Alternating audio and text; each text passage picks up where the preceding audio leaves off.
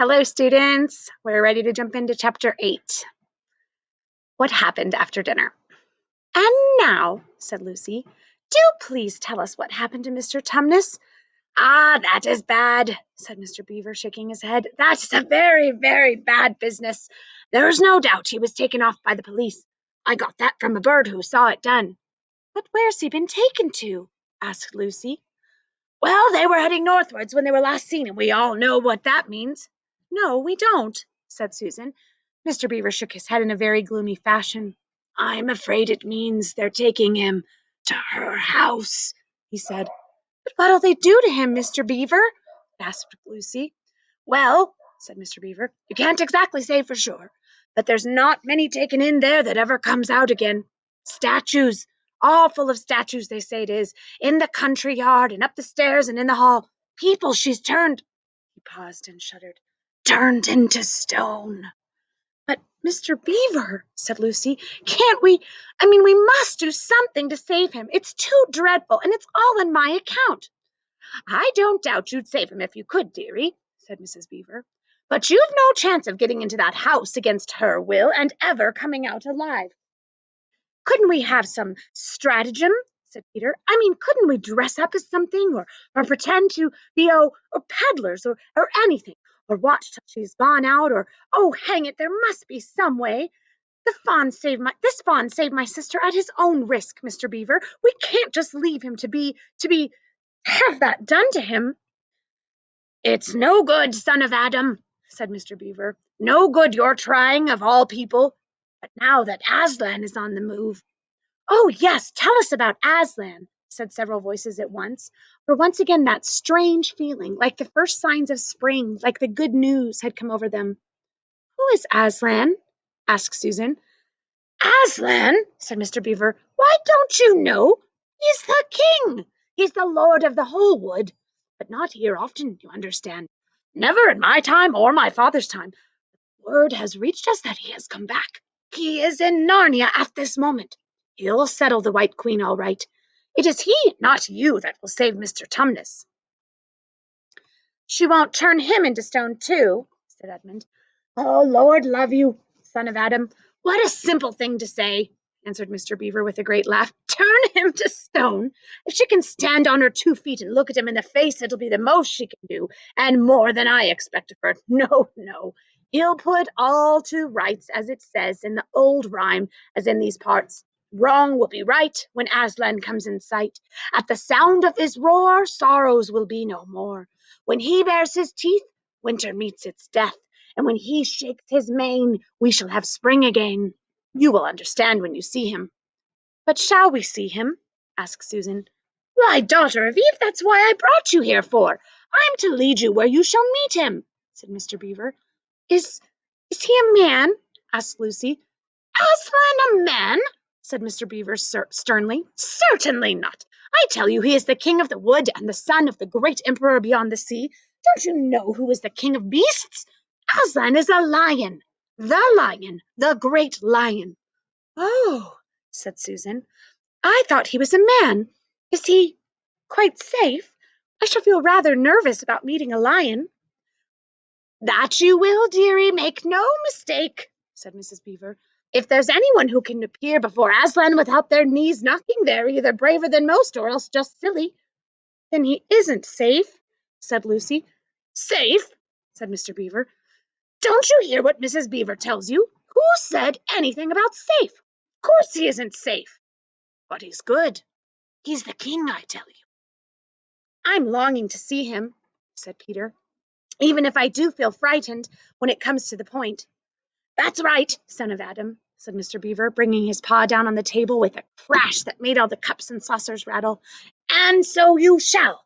Word has been sent that you are to meet him, tomorrow if you can, at the stone table. Where's that? said Lucy.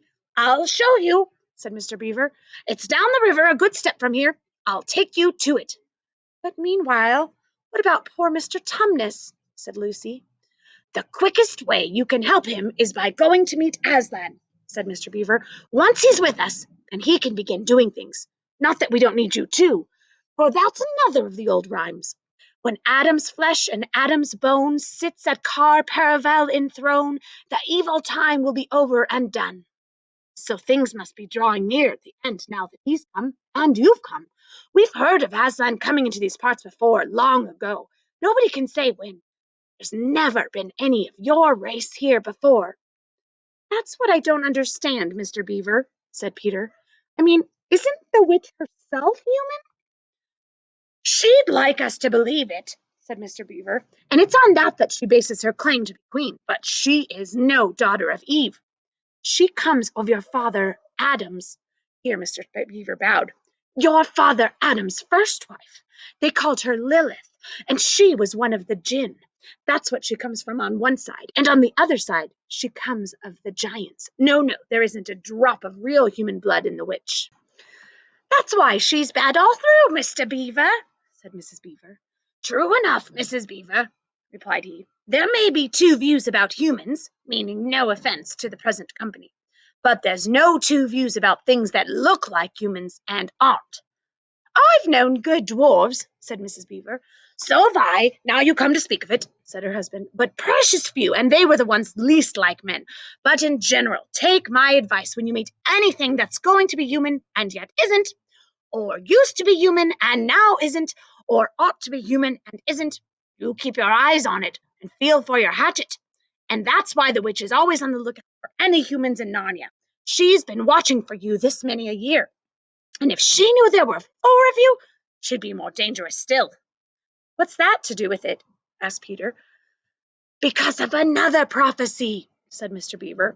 Down at Car Paravel, that's the castle on the sea coast down at the mouth of this river, which ought to be the capital of the whole country, if it all was as it should be.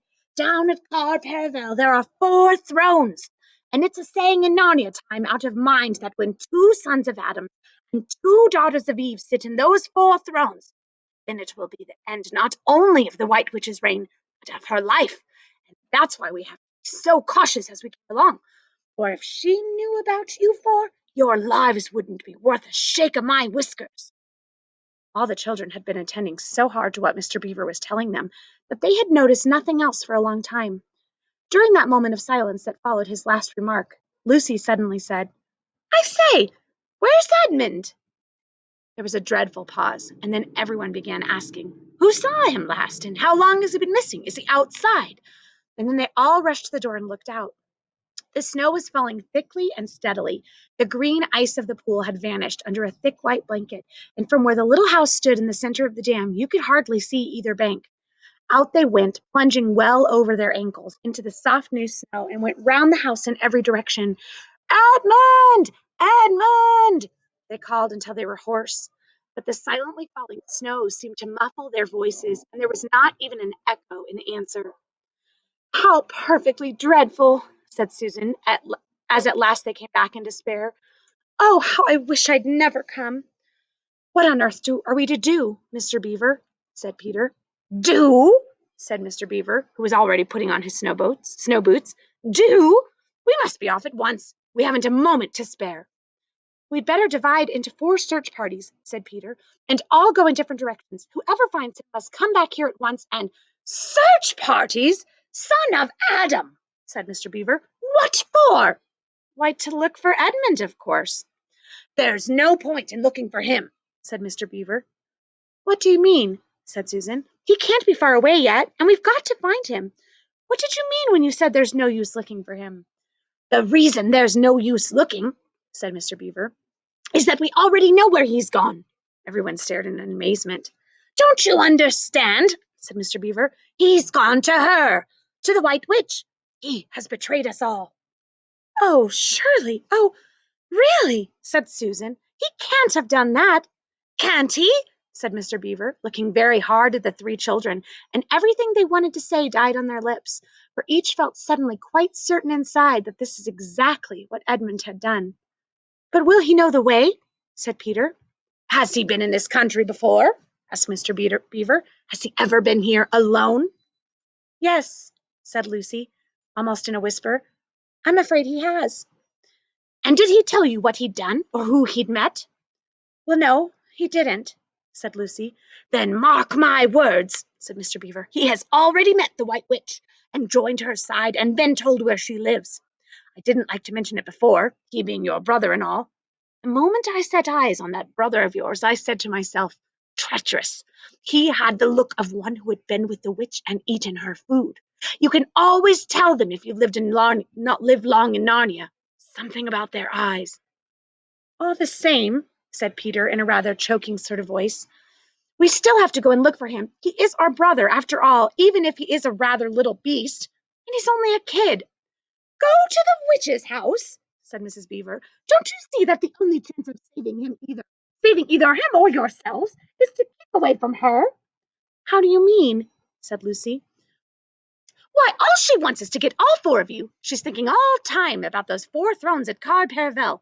Once you're all 4 inside her house, her job would be done, and there'd be 4 new statues in her collection before you'd have time to speak.